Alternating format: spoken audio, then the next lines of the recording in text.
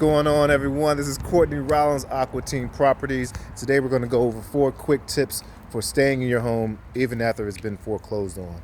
Now, you may find this surprising, but about 46 to 47% of all properties that have been foreclosed on remain occupied.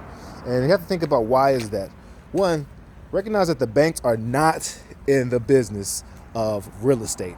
They prefer to be in the business of lending money. And having a home that is not occupied, subject to being vandalized and not being taken care of, and it just runs a large risk. So let's jump right into it. Tip number 1, you may just want to wait it out. Now, again, this is not the best tip. You don't want to stick your head in the ground like an ostrich, but most foreclosure procedures take months, maybe even years. And many banks have to legally announce eviction so that they are adhering to any of the legal laws of their land. So just because you get that first notice doesn't mean you have to hightail it out. Also doesn't mean that you want to wait until the sheriff knocks on your door to begin packing your bags. But there may be a legitimate option for you given your circumstances. Number 2 is you can take them to court.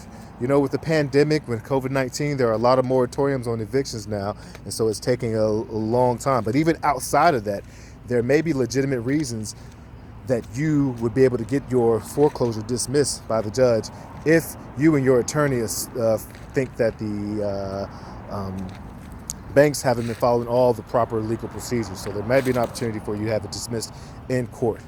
Number 3, you can set up a deal structure where you actually opt out through cash. Now, this is called cash for keys. And again, it may be in the bank's best interest to give you some funds so that you can just legitimately leave the premises. It saves them court fees. It saves them all the funds that are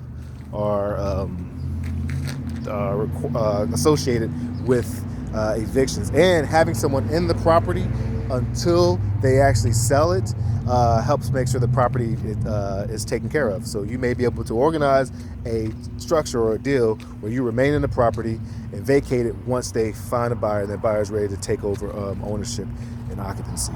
All right. And then number 4, rent it out.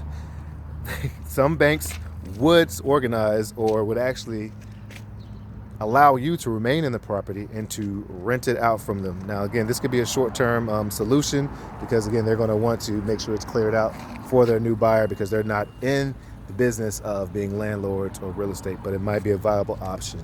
Or you could actually contact someone like a cash buyer like Aqua Team Properties, or a ton of folks out there who are reputable, who are some people you can trust, and they may be able to provide cash for you to get you out of water, to help you remove the foreclosure from your records, and to avoid all the negative association that comes with foreclosure.